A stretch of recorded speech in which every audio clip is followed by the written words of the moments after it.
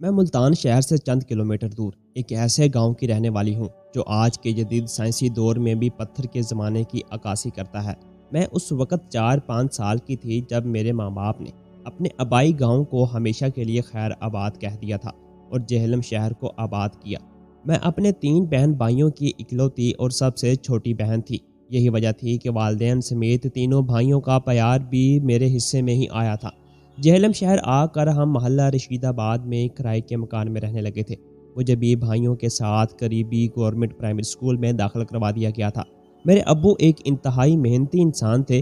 وہ دن بھر رکشہ چلاتے اور رات کو قریبی واقعہ سبزی منڈی میں چوکی داری کی ڈیوٹی کرتے۔ اسی طرح ابو اتنا کما لیتے کہ مکان کا کرایہ اور رکشہ کے مالک کو طے شدہ دہاڑی دے کر باقی ایمانداری سے ہم تینوں بہن بھائیوں کے تعلیمی اخراجات اور دیگر گھریلو اخراجات بخوبی پورے کر لیتے۔ وقت گزرتا چلا گیا، ہم سب بہن بھائی تعلیم کے ساتھ ساتھ عمر کی منازل بھی طے کرتے رہے، حتیٰ کہ میرے تینوں بھائی میٹرک کر کے کمانے کے قابل ہو گئے اور ہمارے گھریلو حالات بھی بدلنا شروع ہو گئے۔ جلد ہی ہم اس قابل ہو گئے کہ ایک کشادہ 2 منزلہ گھر خرید لیا۔ اب گھر میں خوشحالی آ گئی تھی، چنانچہ ہر والدین کی طرح میرے والدین بھی بیٹوں کے سروں پر صحرا سجانے کے خواب دیکھنے لگے۔ کچھ دنوں کی محنت کے بعد عذرا میرے بڑے بھائی طاہر، فوزیہ بھائی نوید اور نعیمہ میرے سب سے چھوٹے بھائی رشید کی دلہن بن کر ہمارے گھر آ گئی۔ میں اس وقت تک میٹرک پاس کر چکی تھی۔ ابھی امی ابو اور بھائی میرے لیے مزید تعلیم کا سوچ ہی رہے تھے کہ میرے لیے بھی ایک رشتہ آ گیا۔ رشتہ انتہائی موزوں اور اتنا اچھا تھا کہ سب گھر والوں نے فوراً رضامندی ظاہر کر دی۔ عارف اپنے والدین کا اکلوتا بیٹا تھا اور ایک فرم میں اچھے عہدے پر فائز تھا۔ کھاتا پیتا گھرانہ تھا، ایک پوش علاقے میں بڑا سا کوٹھی نما گھر تھا۔ چنانچہ ضروری گفت و شنید کے بعد میری شادی عارف سے طے پا گئی اور کچھ ہی مہینوں بعد میں عارف کی دلہن بن کر اس بڑے گھر میں آ گئی۔ شادی کی پہلی رات جب میں نے اجلائے عروسی میں عارف کو دیکھا تو اپنی قسمت پر ناز کرنے لگی۔ عارف انتہائی وجیحہ شکل اور مردانہ وجاہت کا خوبصورت شاہکار تھے۔ میں اپنی قسمت پر نازاں تھی۔ ہماری شادی کو تقریباً 1 ماہ سے زائد کا عرصہ ہوا چلا تھا۔ ہمارا ہر دن عید اور ہر رات شب رات تھی۔ اس 1 ماہ کے دوران ہم شمالی علاقہ جات میں ہنی مون بھی منا چکے تھے۔ عارف جیسا ہینڈسم اور پیار کرنے والا شوہر پا کر میں خود کو بہت خوش قسمت تصور کرتی تھی، مگر خوشیوں کے لمحات کی عمر بہت ہی مختصر ہوتی ہے۔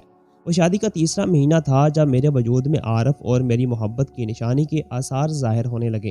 میری ساس سسر اور عارف کو معلوم ہوا تو وہ خوشی سے نہال ہو گئے۔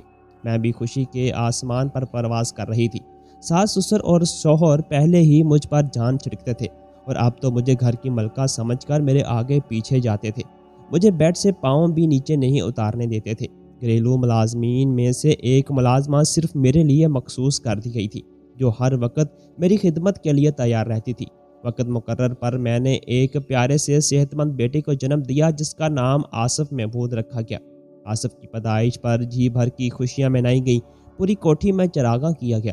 جو ملازمہ میری خدمت پر مامور تھی اسے کپڑے، نقد رقم اور سونے کی انگوٹھی انعام میں دی گئی اور اسے مستقل طور پر میرے اور آصف کے لیے وقف کر دیا گیا۔ انہی دنوں مجھے یوں محسوس ہونے لگا جیسے عارف چپ چپ اور الجھے سے رہنے لگی ہیں۔ میں نے کئی بار پوچھنے کی کوشش کی مگر عارف نے بات ٹال دی۔ میں نے بھی یہ سوچ کر زیادہ کریدنا مناسب نہ سمجھا کہ شاید کام کی مصروفیت کی وجہ سے وہ ذہنی طور پر تھک جاتے ہوں۔ آصف 2 سال کا ہوا تو ہمارے آنگن نے ایک بار پھر بہار دکھائی۔ اس بار ہماری ازدواجی خوشیوں کو دوبالا کرنے والی ننھی پری تھی جس کا نام شبانہ رکھا گیا۔ ہماری زندگی مکمل ہو گئی تھی، ایک بیٹا ایک بیٹی۔ اب یہی 2 بچے ہماری زندگی کا محور تھے۔ میرے ساس سسر مجھ سے یوں بے پناہ محبت کرتے تھے جیسے میں ان کی بہو نہیں بلکہ سگی بیٹی ہوں۔ ایک روز میرے سسر اور ساس اس وقت میرے کمرے میں آئے جب عارف گھر میں نہیں تھے۔ رضیہ بھی کسی ضروری کام کے باعث چھٹی پر تھی۔ انہیں کمرے میں داخل ہوتے دیکھ کر میں بیڈ سے اٹھ کر کھڑی ہوئی، انہیں سلام کیا، بچے ان کے حوالے کیے۔ وہ انہیں لے کر پیار کرتے ہوئے قریبی صوفے پر بیٹھ گئی۔ کچھ دیر بچوں سے پیار کرتے رہے، پھر بڑے سنجیدہ لہجے میں میرے سسر مجھ سے مخاطب ہوئے۔ فاطمہ بیٹی، میں نے اور تمہاری ساس نے فیصلہ کیا ہے کہ تم نے ہمیں جو اتنا قیمتی تحفہ پوتے اور پوتی کی صورت میں دیا ہے اس کے بدلے ہم بھی تمہیں انعام دیں۔ بابا، آپ کی دعائیں اور پیار میرے لیے انعام سے بڑھ کر ہیں۔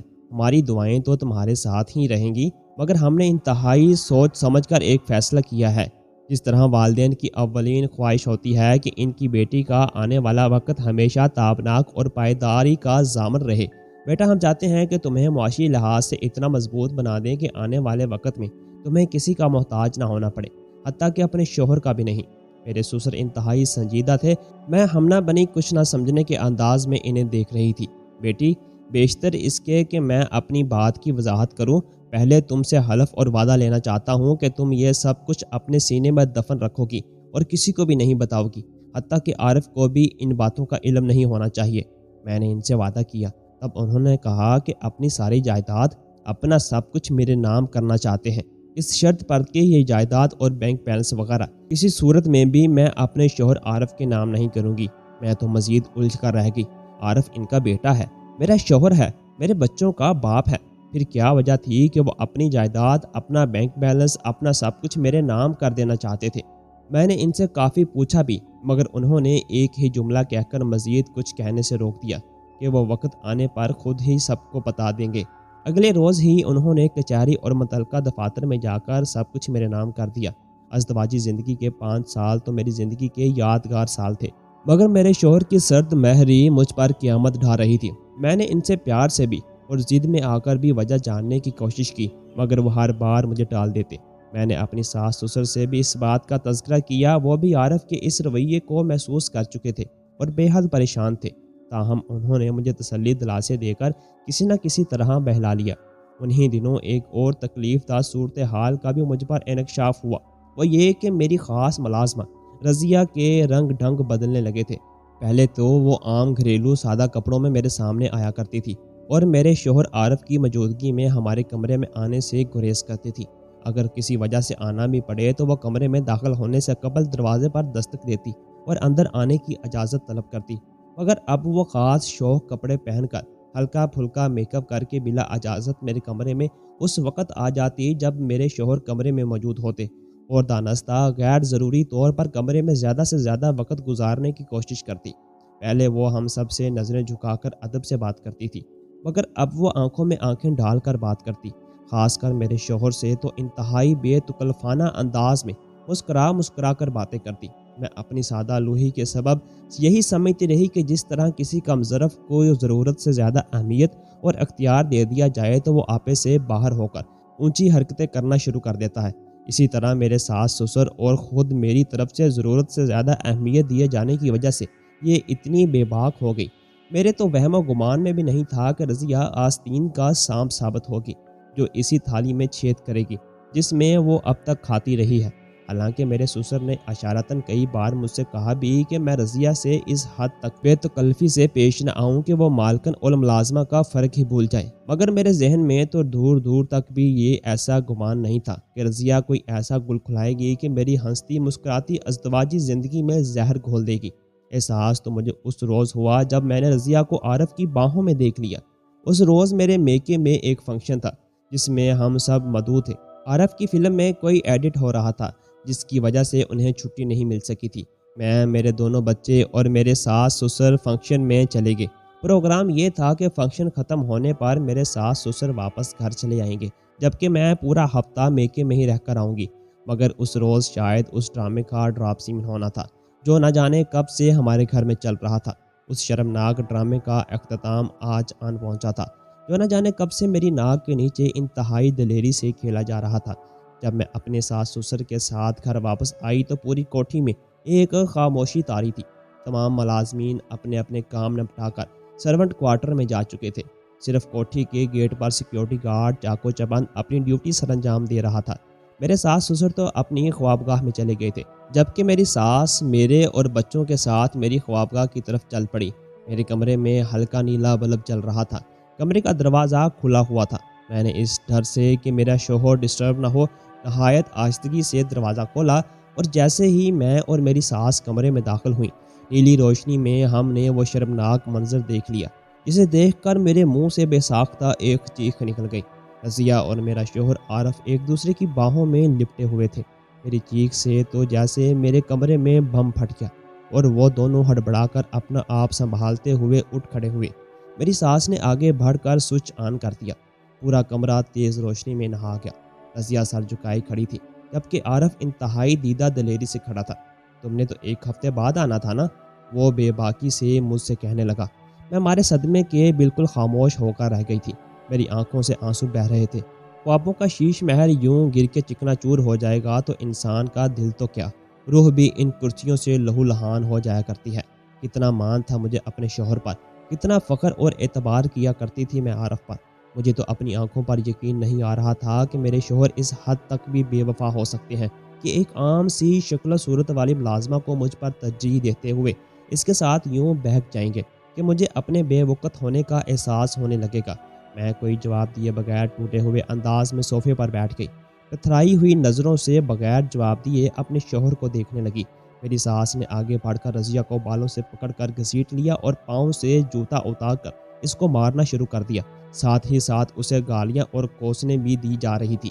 وہ رات میری انہی کانٹوں پر گزری۔ میری ساس رضیہ کو مارتے ہوئے کمرے سے باہر لے گئی، جبکہ میرے شوہر بھی کپڑے تبدیل کر کے مجھ سے کچھ کہے بغیر کمرے سے نکل گئے۔ اگلی صبح میرے لیے قیامت کی صبح تھی۔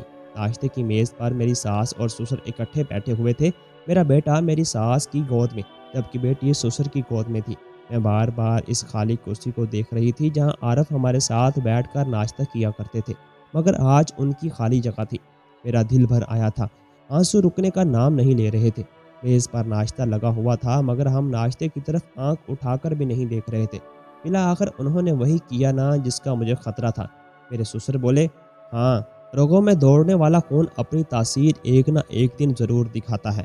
میری ساس بولی، بیٹی تمہیں یاد ہے نا کہ میں نے اپنی ساری جائیداد، بینک بیلنس سب کچھ تمہارے نام کیا تھا، تو میں نے تم سے حلف لیا تھا کہ تم یہ سب کسی کو نہیں بتاؤ گی، حتیٰ کہ اپنے شوہر سے بھی اس بات کا تذکرہ نہیں کرو گی۔ تم نے اس وقت وجہ پوچھی تھی، میں نے کہا تھا وقت آنے پر تمہیں ہر چیز سے آگاہ کر دیا جائے گا۔ یہ ان دونوں کی بات ہے بیٹی، یہ ان دنوں کی بات ہے بیٹی جب میں اور میری بیگم دونوں جوان تھے۔ میں آرمی میں تھا، جس کی وجہ سے ایک شہر سے دوسرے شہر، ایک صوبے سے دوسرے صوبے میں تبادلے ہوتے رہتے تھے۔ میری بیگم کو پڑھنے کا شوق تھا، وہ میرے ساتھ ساتھ شہر یا صوبے میں نہیں جا سکتی تھی، اس لیے بیگم نے اپنے آپ کو مصروف رکھنے کے لیے ایک پرائیویٹ کالج کھول لیا تھا۔ یہ کالج خالصتاً لڑکوں کے لیے تھا۔ سارا سٹاف خواتین پر مشتمل تھا، سوائے اکاؤنٹنٹ حسن کے، جو صرف آفس تک ہی محدود تھا۔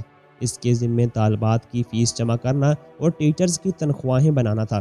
میں اور میری بیگم نے محبت کی شادی کی تھی۔ لوگ ہمارے پیار کی مثالیں دیا کرتے تھے۔ ہمیں اللہ پاک نے ہر قسم کی دنیاوی نعمتوں سے نوازا ہوا تھا، سوائے اولاد کی نعمت کے۔ ہماری شادی کو 10 سال ہو چکے تھے، مگر ہم ابھی تک اولاد کی نعمت سے محروم تھے۔ رشتہ داروں نے دوسری شادی کے لیے مجھے بہت کہا، حتیٰ کہ تمہاری ساس نے بھی مجھے بخوشی اجازت دی، لیکن میں نے صاف انکار کر دیا۔ انہی دنوں میری ریٹائرمنٹ کے آرڈرز آ گئے۔ مجھے جو واجبات ملے ان سے میں نے شہر کے پوش علاقے میں یہ کوٹھی خرید لی۔ کالج کی عمارت پہلے ہی ہماری ذاتی تھی، چنانچہ میں نے بیگم کے کہنے پر کالج جوائن کر لیا۔ یوں میں اور بیگم ایک ہی آفس میں بیٹھنے لگے۔ کچھ ہی عرصے بعد میں اس سے اکتا گیا اور پھر ہم نے پراپرٹی ڈیلر کا کام شروع کر دیا۔ انہی دنوں ایک ایسا واقعہ ہو گیا کہ مجھے اپنی تمام تر توجہ دوبارہ کالج پر مرکوز کرنا پڑی۔ جیسا کہ میں پہلے بتا چکا ہوں کہ سارا کالج کا سٹاف خواتین پر مشتمل تھا، سوائے اکاؤنٹنٹ حسن کے، وہ صرف آفس تک ہی محدود تھا۔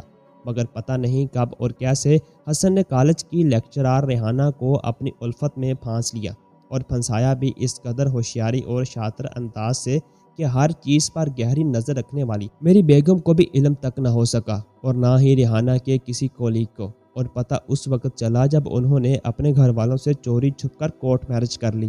شادی ان کا خالصتاً ذاتی مسئلہ تھا، مگر ان کا یہ قدم کالج کے لیے باعث بدنامی ثابت ہو سکتا تھا۔ چنانچہ میری بیگم نے فوری طور پر ایکشن لیتے ہوئے ریحانہ اور اکاؤنٹنٹ کو نوکری سے نکال دیا، اور یوں کالج کے اکاؤنٹنٹ کی ساری ذمہ داریاں مجھ پر آ گئیں، اور ریحانہ کی جگہ ایک اور پروفیسر کو اپوائنٹ کر لیا گیا۔ اس واقعے کو بمشکل 1.5 سال ہی گزرا ہوگا کہ ایک روز ریحانہ روتی پیٹتی ہمارے کالج آ گئی۔ اس کی گود میں شیر خوار بچہ تھا۔ اس کی زبانی پتہ چلا کہ ہمارا سابقہ اکاؤنٹنٹ حسن پرست تھا، جس کا کام کلی کلی مڈلانا اور ان کا رس چوسنا تھا۔ وہ ایسا بدکردار انسان تھا جو باوجود شادی شدہ ہونے کے اور 4 بچوں کا باپ ہونے کے ادھر ادھر منہ مارتا پھرتا تھا۔ شکل و صورت کا وجیہہ تھا، خوش لباس تھا، اس لیے کچے ذہنوں کی لڑکیاں اور عورتیں اس کے دام الفت میں پھنس جاتی تھیں۔ وہ صنف نازک کو جھوٹی محبت کے خواب دکھا کر انہیں برباد کر دیتا تھا۔ جو عورت یا لڑکی اس کی جھوٹی محبت کے جال میں نہ پھنستی، وہ اسے ورگلا کر کورٹ میرج کر لیتا اور پھر اپنا مطلب پورا کر کے اسے اپنی زندگی سے یوں نکال دیتا جیسے کبھی کوئی واسطہ ہی نہ تھا۔ ریحانہ کے ساتھ بھی اسی نے یہی کیا تھا۔ ریحانہ غریب گھرانے سے تعلق رکھتی تھی۔ اس نے میری بیگم کے نوٹس میں لائے بغیر اسے مختلف احسانات کی صورت میں دبا لیا کہ وہ اسے اپنا غمگسار سمجھ کر اپنے تمام گھریلو معاملات اس سے شیئر کرنے لگی۔ یہ قربت اور ہمدردی رفتہ رفتہ محبت میں ڈھل گئی، جو بالآخر کورٹ میرج پر جا کر ختم ہوئی۔ شادی کے 1 سال بعد اللہ نے اسے بیٹا عطا کیا اور اسی کے ساتھ اس کی ازدواجی زندگی کی بہار پر بھی موسم خزاں چھا گیا۔ حسن نے جھوٹی سچی کہانیاں سنا کر اسے اپنے گھر سے لے جانے سے گریز کیا اور علیحدہ کرائے کے مکان میں رکھا۔ وہ اس قدر عیار تھا کہ ریحانہ کو اس کے اصلی گھر کا پتہ بھی معلوم نہ تھا۔ چنانچہ شادی کے محض 1.5 سال بعد وہ ریحانہ کو طلاق دے کر کسی اور کلی کی تلاش میں نکل گیا اور ریحانہ روتی پیٹتی ہمارے کالج آ گئی۔ اس کی کہانی سن کر ہم سوائے افسوس کے کچھ نہ کر سکے۔ میں آپ سے صرف ایک چھوٹی سی مدد چاہتی ہوں، وہ یہ کہ آپ میرے بیٹے کو کچھ دنوں کے لیے اپنے پاس رکھ لیں۔ میں اپنے ماں باپ کے گھر جا کر پہلے ان سے معافی مانگنا چاہتی ہوں۔ وہ میرے ماں باپ ہیں، مجھے یقین ہے کہ وہ مجھے معاف کر دیں گے۔ اس کے بعد میں اپنے بیٹے کو ان کے پاس لے جاؤں گی اور پھر حسن کی تلاش میں نکلوں گی۔ جس روز وہ مجھے مل گیا میں اسے اپنے ہاتھوں سے ایسا سبق سکھاؤں گی کہ وہ دوبارہ کسی عورت کو دھوکے دینے کے قابل نہ رہے گا۔ ہم جانتے تھے کہ وہ یہ سب کچھ جذباتی فیصلے کے طور پر کر رہی ہے۔ عملی طور پر وہ مردوں کے اس معاشرے میں حسن کا بھال بھی بیکا نہیں کر سکتی۔ خیر، ہم نے صوفے پر سوئے ہوئے ریحانہ کے شیر خوار بچے کو دیکھا، جو ماں پر پڑنے والی مصیبت سے بے خبر انگوٹھا منہ میں لیے گہری نیند میں سو رہا تھا۔ اس کے چہرے پر فرشتوں جیسی معصومیت تھی، لب کھلے تھے اور وہ مسکرا رہا تھا۔ میں نے اپنی بیگم کی طرف دیکھا جو بڑی شفقت سے بچے کو دیکھ رہی تھی۔ ہماری شادی کو اب تو 11-12 سال سے زائد بیت چکے تھے، مگر ہماری آنگن میں ابھی تک کوئی پھول نہیں کھلا تھا۔ مگر اس روز جب ہم نے ریحانہ کے شیر خوار بچے کو دیکھا تو ہمیں یوں لگا جیسے اس بچے کی رگوں میں ہمارا ہی خون دوڑ رہا ہو۔ یہ بچہ میرا اور میری بیگم کا اپنا بچہ ہے۔ میں نے اپنی بیگم کی طرف دیکھا جو بڑی ترستی نظروں سے میری طرف دیکھ رہی تھی، جیسے اس بچے کو سینے سے لگانے اور اسے چند دنوں کے لیے ہی صحیح رکھنے کی اجازت طلب کر رہی ہو۔ میرا سر ہاں میں ہلتے ہی وہ تیزی سے آگے بڑھی، دیوانہ وار بچے کو اٹھا کر سینے سے لگا کر اسے بوسہ دینے لگی۔ ٹیچر ریحانہ کے لیے گویا یہ اشارہ تھا کہ ہم نے اس کے بیٹے کو قبول کر لیا ہے۔ اس نے وہ بیگ جس میں بچے کی چیزیں تھیں، مثلاً فیڈر، دودھ کا ڈبہ وغیرہ، ہمارے حوالے کیا۔ بچے کو اپنے سینے سے لگا کر بھرپور دعا دی۔ چند لمحے اپنے بیٹے کو بڑی حسرت سے دیکھا، جیسے آنکھوں کے راستے دل میں اتار رہی ہو۔ بیٹے کو میری بیگم کو تھمایا اور روتی ہوئی آفس سے باہر نکل گئی۔ بعد میں ہمیں یہ خبر ملی کہ ریحانہ نے خودکشی کر لی ہے۔ یوں وہ شیر خوار بچہ جسے اس دنیا میں آئے ابھی کچھ ہی ماہ ہوئے تھے، اپنی ماں باپ دونوں سے محروم ہو گیا۔ ہم نے اس دن بن ماں باپ کے بچے کو مستقل طور پر گود لے لیا، اسے اپنا نام دیا۔ ماں باپ کے گھر میں اس کا نام نہ جانے کیا تھا، مگر ہمارے گھر میں وہ عارف بن کر پرورش پانے لگا۔ والدین کے خانے میں ہم نے اپنا نام لکھوایا، کیوں وہ بچہ ایک نئے نام، ایک نئی والدیت کے ساتھ پرورش پانے لگا۔ ہماری زندگی میں اولاد کی کمی کا وجود وسیع خلا پیدا ہو چکا تھا، وہ اب مکمل طور پر پر ہو گیا تھا۔ ہم عارف کو اپنا حقیقی اور سگا بیٹا مان کر اپنی تمام تر شفقتیں، محبتیں اور پیار اس پر نچھاور کرنے کے ساتھ ساتھ اس کی تعلیم و تربیت پر بھی بھرپور توجہ دے رہے تھے۔ عارف بھی ہمیں اپنا حقیقی ماں باپ سمجھتا تھا۔ وقت گزرتا چلا گیا۔ عارف عمر کی منازل طے کرتا کرتا، تعلیمی مدارج بھی طے کرتا کرتا اب یونیورسٹی تک پہنچ چکا تھا۔ عارف کو اللہ تعالیٰ نے مردانہ وجاہت سے جی بھر کر نوازا تھا۔ وہ خوش لباس بھی تھا اور انتہائی ذہین بھی۔ سبھی لڑکیاں اس پر مرتی تھیں، مگر ہم نے اپنے بیٹے کو یوں بے لگام نہیں چھوڑا۔ چنانچہ MBA کرتے ہی ہم نے اسے ایک ملٹی نیشنل کمپنی میں چیف اکاؤنٹنٹ بنوا دیا۔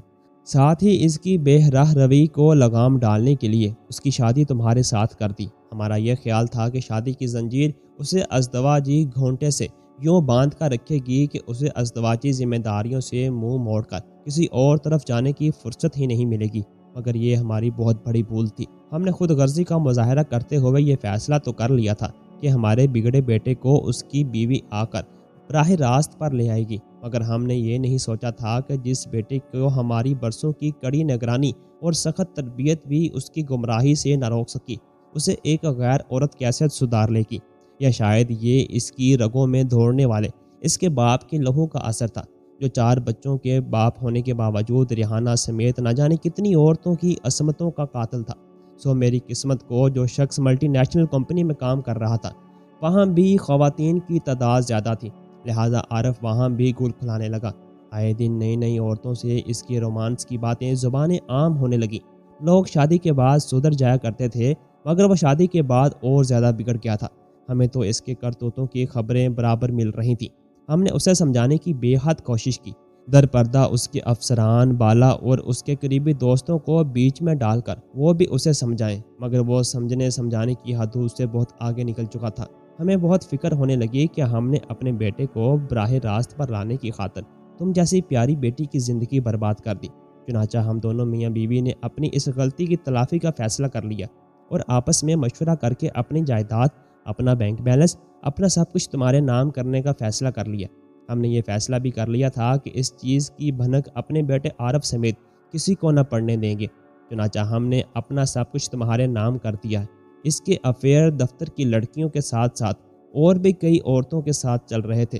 اس کے قدم اس حد تک بڑھ چکے تھے کہ اس کی میلی نظریں اب گھر کی ملازماؤں پر بھی اٹھنے لگی تھیں۔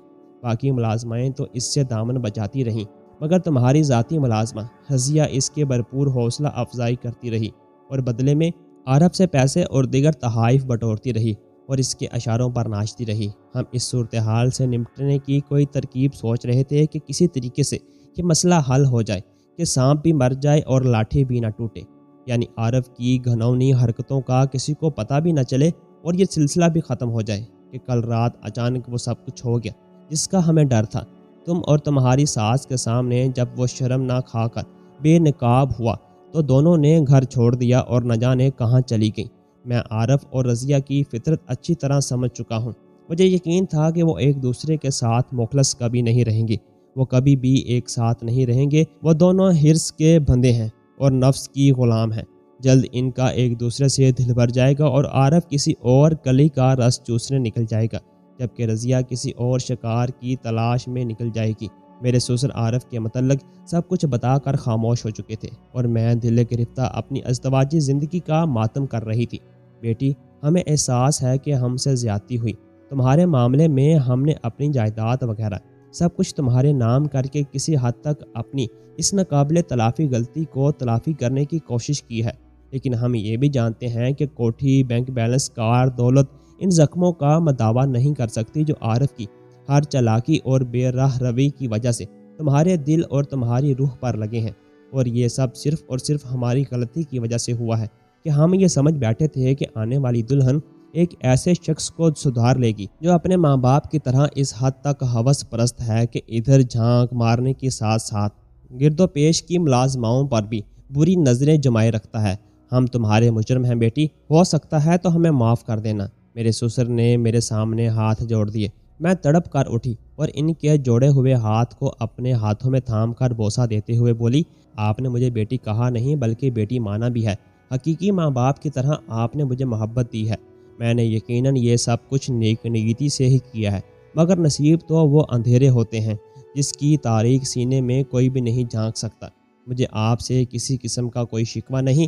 اس کے بعد میرے ساس سسر جیسے بھول نہ بھول کے ہر وقت چپ چاپ بیٹھے خلاؤں میں گھورتے رہتے یا پھر بچوں کے ساتھ مصروف رہتے۔ میں نے اپنے میکے میں اپنے پر پڑنے والی اس کی آمد کے بارے میں کسی کو نہیں بتایا تھا۔ بتاتی بھی تو کیا بتاتی، مجھے تو شرم آتی تھی کہ اپنے میکے والوں کو بتاؤں کہ میرا شوہر ایک معمولی شکل و صورت والی ملازمہ کو مجھ پر ترجیح دیتے ہوئے مجھے چھوڑ کر چلا گیا ہے، مگر یہ بات ایسی نہیں تھی کہ چھپائی جا سکتی۔ میرے ماں باپ اور بھائیوں کو کسی نہ کسی طرح خبر ہو گئی۔ وہ تو مرنے مارنے پر تلے ہوئے تھے، مگر میرے سمجھانے بجھانے پر وہ ٹھنڈے پڑ گئے۔ انہوں نے مجھے اور میرے بچوں کو ساتھ لے جانے کی بڑی کوشش کی، لیکن مشرقی روایات کے مطابق میں نے کہا کہ اس گھر میں میری ڈولی اتری تھی اور اب یہیں سے ہی میرا جنازہ اٹھنا ہے۔ عارف مجھے چھوڑ کر چلا گیا تو کیا، مگر اس نے مجھے طلاق نہیں دی تھی، اس نے مجھ سے رشتہ بھی نہیں توڑا تھا۔ ناراض ہو کر جانے والے ایک نہ ایک دن اپنی غلطیوں کا احساس کر کے لوٹ آیا کرتے ہیں۔ عارف شرعی اور قانونی طور پر میرا شوہر تھا، میرا جیون ساتھی تھا، میرے بچوں کا باپ تھا۔ مجھے اس کے لوٹ آنے کا انتظار تھا۔ زندگی کی آخری سانسوں تک اس کی واپسی کی راہ تکنی تھی۔ میری ساس اور سسر میرے شوہر عارف کے گھر سے چلے جانے کے بعد بہت کم عرصہ زندہ رہے۔ میرا شوہر عارف ان کا حقیقی بیٹا نہیں تھا، بلکہ اسے سینے سے لگایا، پالا پوسا، تعلیم دلوائی، پروان چڑھایا۔ اتنے برسوں کی رفاقت تو اجنبی لوگوں کو بھی ایک اٹوٹ بندھن میں باندھ دیا کرتی ہے۔ عارف کو تو انہوں نے اپنا سگا بیٹا مانا تھا، اسے اپنا نام دیا تھا، اور جب وہ بغیر اطلاع دیے، بغیر کوئی نشان اور عطا پتہ دیے گھر سے چلا گیا، تو شاید کبھی بھی لوٹ کر نہ آنے کے لیے، تو انہیں ایسا صدمہ اور دکھ ہوا کہ جیسے جوان بیٹے ماں باپ کو عین اس وقت چھوڑ جاتے ہیں جب ان کی بڑھاپے کو ان کی جوان اولاد کے سہارے کی ضرورت ہوتی ہے۔ ان کو عارف کی جدائی کا غم اندر ہی اندر مار رہا تھا، اس لیے وہ دونوں زیادہ دیر زندہ نہ رہ سکے۔ میرے ماں باپ بھی اپنی طبی عمر گزار کر اس دنیا سے اپنا ناطہ توڑ گئے تھے۔ مجھ سے ٹوٹ کر پیار کرنے والے میرے بھائی بھی کچھ عرصہ تک میرے لیے پریشان ہوتے رہے، اور پھر اپنی بیوی بچوں میں اور دنیا کے جھمیلوں میں کھو گئے، اور میں اپنی عمر کی منازل طے کرتے کرتے اپنے شوہر کا انتظار کرتی رہی۔ میرے شوہر کو مجھ سے جدا ہوئے 20 برس سے زائد کا عرصہ بیت چکا تھا۔ میرے بچے جوان ہو چکے تھے، میں نے اپنے دونوں بچوں کی شادیاں بھی کر دیں، اور اکثر وہ مجھ سے پوچھا کرتے تھے کہ ان کے بابا کہاں ہیں، اور میں انہیں یہ کہہ کر ٹال دیتی تھی کہ آج سے برسوں پہلے ان کے بابا گھر کا راستہ بھول گئے تھے، اور ایسا راستہ بھولے کہ آج تک وہ واپس نہیں لوٹے۔ میرے بچے بے یقینی سے میری طرف دیکھتے ہیں، شاید سمجھتے بھی ہوں گے کہ کیونکہ چھوٹے تو نہیں ہیں، مگر منہ سے کچھ نہیں بولتے۔ میں جانتی ہوں کہ انہیں میری ان باتوں کا یقین نہیں آتا، میں انہیں یقین دلانا بھی نہیں چاہتی۔ 20 سال سے زائد کا عرصہ ایک طویل عرصہ ہوتا ہے۔